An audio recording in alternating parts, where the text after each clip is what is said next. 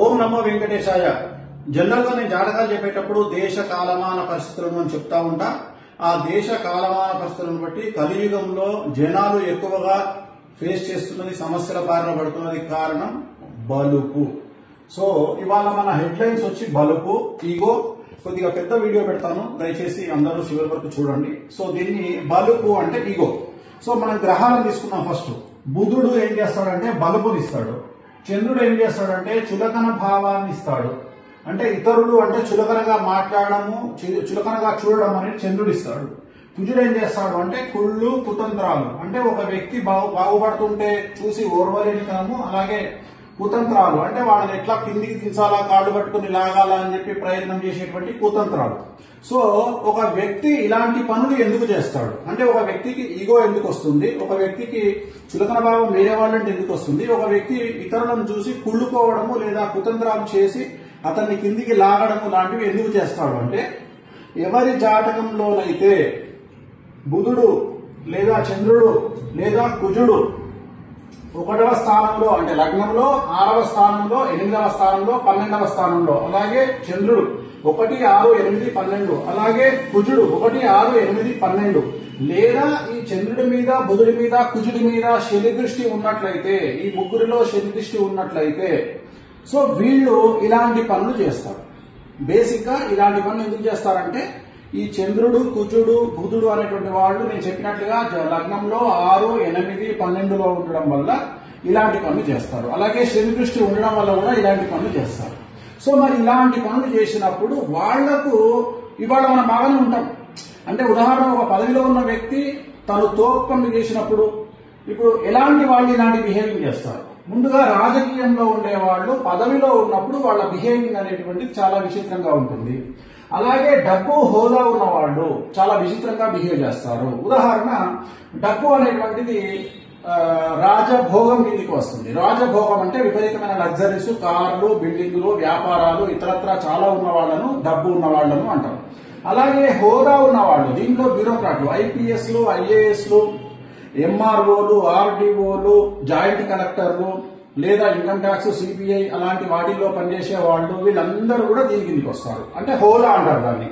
So వీళ్ళు. అలాగే success ఉన్నటువంటి సెలబ్రిటీలు, అంటే సక్సెస్ ఉన్నటువంటి సెలబ్రిటీలు, సక్సెస్ ఉన్నా లేకపోయినా సెలబ్రిటీయే, కానీ సక్సెస్ ఉన్నప్పుడు విర్రవీగేటువంటి సెలబ్రిటీలు. అలాగే ఇప్పుడు ప్రజెంట్ తీసుకుంటే ఇన్స్టాగ్రామ్ లో, ఫేస్బుక్ లో, యూట్యూబ్ లో మమ్మల్ని జనాలు గుర్తిస్తున్నారు, మాతో సెల్ఫీ దిగుతున్నారు అని బిహేవ్ చేసేటువంటి సెలబ్రిటీలు. అలాగే పనిచేసే ప్రదేశము లేదా యజమాని లేదా సంస్థల వల్ల, అంటే ఒక ప్రదేశంలో పనిచేస్తున్నప్పుడు, లేదా ఒక మినిస్టర్ దగ్గర పనిచేస్తున్నప్పుడు, లేదా ఒక తోపు సెలబ్రిటీ దగ్గర పనిచేస్తున్నప్పుడు, లేదా ఒక పెద్ద సంస్థలో, గుర్తింపు పొందే సంస్థలో పనిచేస్తున్నప్పుడు ఆ ఉద్యోగం చేయడం వల్ల వాళ్ళు ప్రదర్శించేటువంటిది, ఇప్పుడు నేను పైన ప్రదర్శించే బలుపు గాని, చులకన భావం గాని, కుళ్ళు, కుతంత్రాలు గాని, అంటే ఎవరిని చూసుకొని అంటే వాళ్ళ యజమానిని చూసుకొని. సో దానివల్ల. అలాగే ఇప్పుడు ఈ బిహేవింగ్ చేస్తారు, బాగానే ఉంది, కానీ బిహేవింగ్ తర్వాత ఏం జరుగుతుంది దాని గురించి మనం మాట్లాడుకుందాం.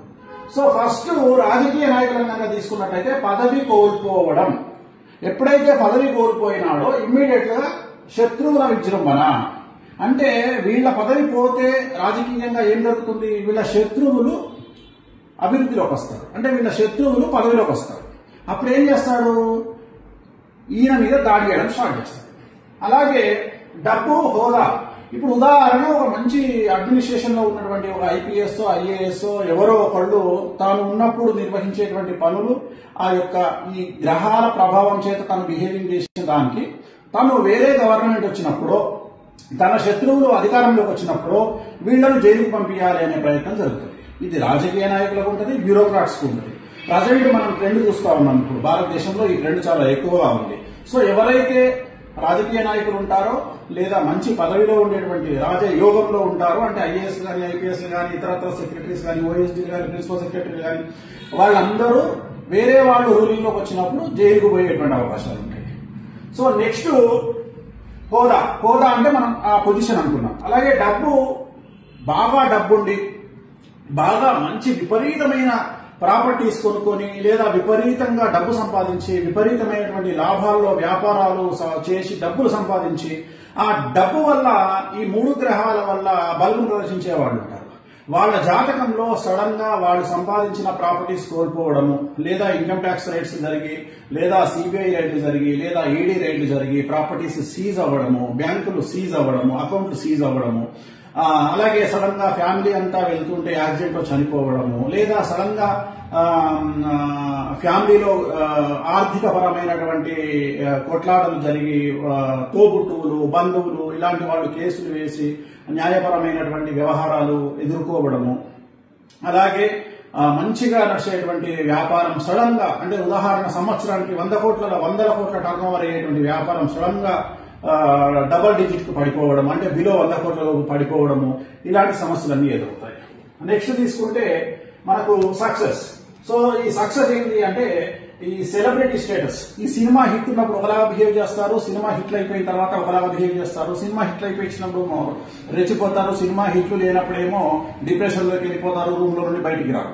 అలాగే నెక్స్ట్ సెలబ్రిటీ, ఇన్స్టాగ్రామ్ కానీ, యూట్యూబ్ కానీ, ఫేస్బుక్ కానీ, వీళ్ళకి ఏంటంటే సెల్ఫీలు ఇస్తే చాలు, సో రచ్చ.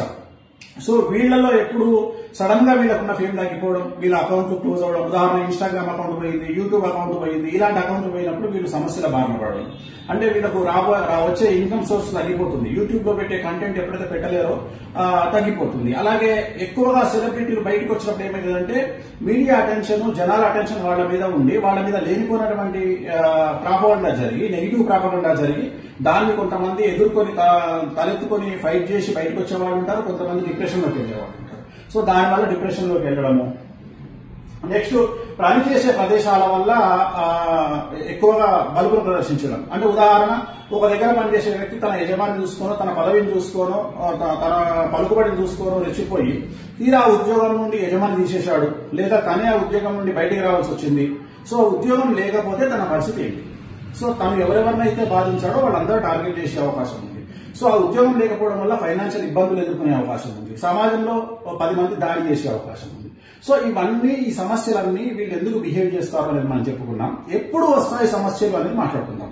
సో మన జాతకం బాగున్నప్పుడు మనం బిహేవ్ చేస్తాం. ఉదాహరణ గురు మహర్దశ, శుక్ర మహర్దశ, రవి మహర్దశ, చంద్ర మహర్దశ, సో ఇవన్నిట్లలో యోగించినప్పుడు, కొన్నిసార్లు శని మహాదశ, ఇవన్నీ యోగించినప్పుడు మనము రెచ్చిపోతాం. అంటే ఉదాహరణ మనకు నెలకు 5 లక్షలు వస్తుంది కదా అని చెప్పేసి మనం ఏం చేస్తాము, 5 లక్షలకు సంబంధించిన ఇన్స్టాల్మెంట్లు అన్ని పెట్టుకుంటాం, కమిట్మెంట్లు. సడన్ గా మన ఉద్యోగం పోయింది. ఏంది పరిస్థితి? 5 లక్షల రూపాయలు రావడం ఆగిపోయింది. ఏంది పరిస్థితి? ఫైనాన్షియల్ గా మనం ఇన్స్టాల్మెంట్ కట్టలేదు. మనం తీసుకున్నటువంటి వాటికి, ఉదాహరణ కారు, ఇల్లు, ఇతరత్ర అవన్నీ స్టక్ అయిపోతాయి.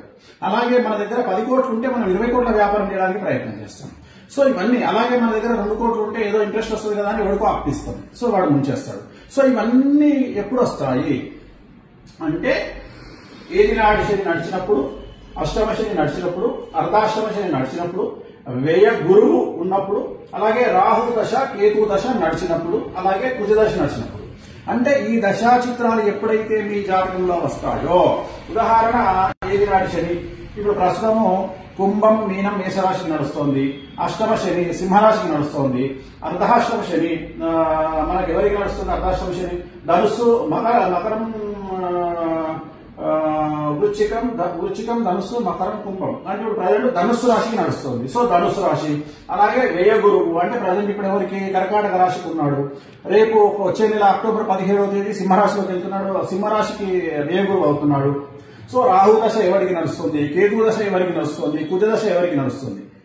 సో ఈ దశా చిత్రాలు వచ్చినప్పుడు వీళ్ళు కొంతమంది పదవిని కోల్పోవడం, కొంతమంది ప్రాణగండాలు ఎదుర్కోవడం, అంటే ఆరోగ్యపరమైన ఇబ్బందులు ఎదుర్కోవడం, కొంతమంది న్యాయపరమైన చిక్కులు ఎదుర్కొని జైలుకు పోవడం, కొంతమంది income tax, GST, sales tax, commercial tax, లేదా ఈడీ, సిబిఐ లాంటి కేసులు ఎదుర్కోవడం, లేదా కొంతమంది మంచి పొజిషన్ లో ఉన్నటువంటి, అంటే ఉదాహరణ ఇప్పుడు పోలీసులు తీసుకుంటే లా అండ్ ఆర్డర్ లో ఉన్న పోలీసు లూప్ లైన్ లోకి వెళ్ళడం, లైక్ ట్రాఫిక్, లేకపోతే ఇంకెక్కడో పని లేనటువంటి ప్రదేశానికి, అంటే పరపతి లేనటువంటి ప్రదేశానికి ట్రాన్స్ఫర్ అవ్వడము. అలాగే ఐఏఎస్లు, బ్యూరోక్రాట్లు, పెద్ద లెవెల్లో ఉండే ఐఏఎస్లు, ప్రిన్సిపల్ సెక్రటరీస్ నామమాత్రమైనటువంటి పోస్టులకు వెళ్లడము. సో ఇవన్నీ కూడా ఎదుర్కొనేటువంటి అవకాశాలు ఉంటాయి. కాబట్టి ఎప్పుడే గాని మన పరిస్థితి బాగుంది కదా అని మనం ఎప్పుడు కళ్ళు నెత్తికెక్కినట్టుగా బిహేవ్ చేయవద్దు. సో సాధ్యమైనంత వరకు చాలా జాగ్రత్తగా ఉండాలి. ప్రజెంట్ భారతదేశ కాలమాన పరిస్థితులను బట్టి బట్ట కాల్చి మీదేయడం అనేటువంటిది చాలా ట్రెండింగ్ లో ఉంది. సో నేను నీ మీద బురద చల్లుతాను, నువ్వేమన్నా చేసుకో, నాకు సంబంధం లేదు. సో నేను తిట్టొచ్చు కానీ నువ్వు నా జోలికి రావద్దు, నేను నిన్ను విమర్శించవచ్చు, నువ్వు నా జోలికి రావద్దు. సో ఇలాంటి వ్యవహారం నడుస్తున్నటువంటి భారతదేశ ట్రెండ్. అలాగే నరఘోష చాలా తీవ్రంగా ఉంది. ఒక కారులో మీరు ఎక్కిపోతున్నా, మీ ఫ్యామిలీ వెళ్తున్నా చూసి తట్టుకునేటువంటి జనాలు లేరు. అది స్నేహితులైనా, బంధువులైనా, మన వాళ్ళు ఎవరైనా సరే. ఒక ఉద్యోగం మంచిది వచ్చినా, ఒక కారు కొనుక్కున్నా, ఒక పెళ్లి చేసుకున్నా, ఒక ఇల్లు కట్టుకున్నా, సో ఏది చేసుకున్నా నరఘోష, నరదృష్టి అనేది చాలా తీవ్రంగా ఉంది. అది తిరుమల వెంకటేశ్వర స్వామి వారికే తప్పడం లేదు నరదృష్టి. సో మనం ఎంత అవ్వాలము, సో నరదృష్టి అనేటువంటిది రెగ్యులర్ గా ఉంటుంది. సో మరి వీటికి ఏం చేసుకోవాలి అంటే, భగవంతుడు కమాండ్ చేసే జాతకం 88% అయితే మన చేతిలో 12% అనేటువంటిది తగ్గి ఉండడం. సో మనం ఎప్పుడైతే మనకు ఎదురుగాలి వీస్తుంది అని అనుకుంటామో అప్పుడు తగ్గి ఉండడము. అలాగే ఈ రోజు మనము పొజిషన్ లో ఉన్నాం కదా, ఈ రోజు మనం ప్రభుత్వంలో ఉన్నాం కదా, లేదా ఈ రోజు మనం డ్యూటీలో ఉన్నాం కదా, ఈ రోజు మన దగ్గర డబ్బులు ఉన్నాయి కదా, సో ఇలాంటి ఆలోచనలు చేయకండి. దీన్ని జాతక విశ్లేషణ, దేశ కాలమాన పరిస్థితుల విశ్లేషణ రెండింటినీ కలిపి నేను చెప్తా ఉన్నాను. ఎందుకంటే నా దగ్గరికి చాలా మంది వస్తుంటారు. మొన్నటి వరకు 6 నెలల వరకు మేము 100 కోట్ల బిజినెస్ చేసాం స్వామి, సడన్ గా ఇప్పుడు బిలో 10% పడిపోయింది అంటే ఒక 10 కోట్ల బిజినెస్ వచ్చింది. సో దీన్ని బేస్ చేసుకున్న వాళ్ళు ఎన్నో కమిట్మెంట్స్ ఉంటాయి. ఇప్పుడు ఉదాహరణ మైనింగ్ చేసే వాళ్ళ గురించి మాట్లాడుకుందాం. మైనింగ్ చేసే వాళ్ళు ఏం చేస్తారు, సడన్ గా కొన్ని 100 కోట్ల రూపాయల మైనింగ్ చేసేటప్పటికి ఇక్కడ ప్రొక్లైనర్, జేసీబీలు, ఇతరత్ర ఇనుము రకమైనటువంటి ఐటమ్స్ అన్ని కొనేస్తారు.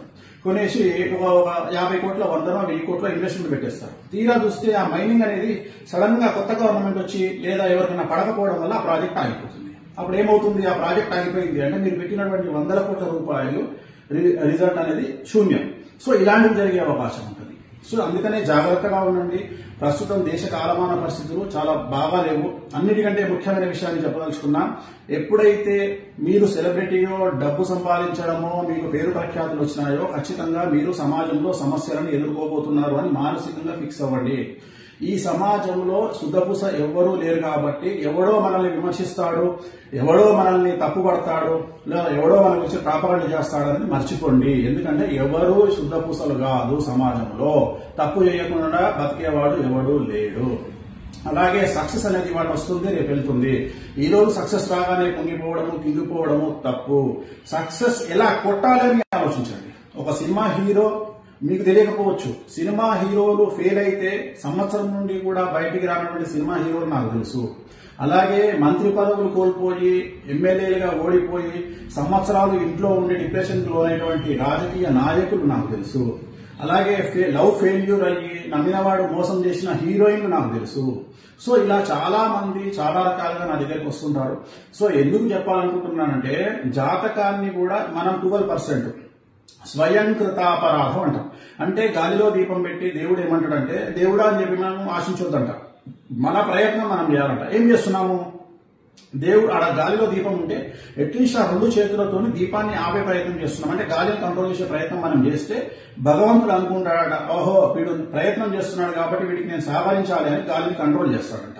సో నేను అనేది పాయింట్ ఏంటంటే, మనకు భగవంతుడు సహాయం ఎలాగో ఉంటుంది, కానీ మనం చేసే ప్రయత్నం, మానవ ప్రయత్నం మిస్ అవుతుంది. ఆ ప్రయత్నాన్ని చెయ్యండి. చాలా మంది మేము కష్టపడి పైకి వచ్చినామంటారు. కష్టపడి పైకి వచ్చినామనే మాట ఇక్కడ మాట్లాడకండి. కసితో పైకి వచ్చినామని మాట్లాడండి. ఎవడైనా కష్టం చేస్తేనే పైకి వస్తాడు, కష్టం చేయకుండా ఎవరు పైకి రారు. కానీ కసితో పని చేయండి. కలియుగంలో ఇప్పుడు మనం ఉన్నటువంటి సమయంలో కష్టపడి పని చేస్తే సక్సెస్ దక్కదు, కసితో పని చేస్తే సక్సెస్ దక్కుతుంది. అలాగే ఎంత ఎదిగినా ఒదిగి ఉండడం అనేటువంటిది నేర్చుకోండి. సో ఇది మానవ ప్రయత్నం అని చెప్తా ఉన్నా నేను. అలాగే డబ్బులు చేతిలో ఉన్నాయి కదా అని ఇష్టం వచ్చినట్లుగా ఇన్స్టాల్మెంట్ లో వస్తువులను కొనడము, ఇష్టం వచ్చినట్లుగా కార్లు కొనడము, ఇష్టం వచ్చినట్లుగా షో ఆఫ్ చేయడము మరీ ఎక్కువైపోయింది ప్రస్తుత కలియుగంలో. సో జాగ్రత్తగా ఉండండి. రాబోయేటువంటి పరిస్థితులు చాలా కష్టతరంగా ఉండేటువంటి అవకాశాలు ఉన్నాయి. ఎందుకంటే గురువు ఎప్పుడూ అతిచారంలోకి వెళ్ళలేదు. ఫస్ట్ టైం నాకు బుద్ధి తెలిసినప్పటి నుండి గురువు సంవత్సరంలో 2 రాశులు మారుతా ఉన్నాడు. గురువు ఎప్పుడు ఒకటే సంవత్సరంలో ఒకటే రాశి మారుతాడు. అలాంటిది వచ్చే నెల అంటే అక్టోబర్ 17వ తేదీ నుండి డిసెంబర్ 5 వరకు గురువు మిథున రాశి నుండి కర్కాటక రాశిలోకి ప్రవేశిస్తా ఉన్నాడు.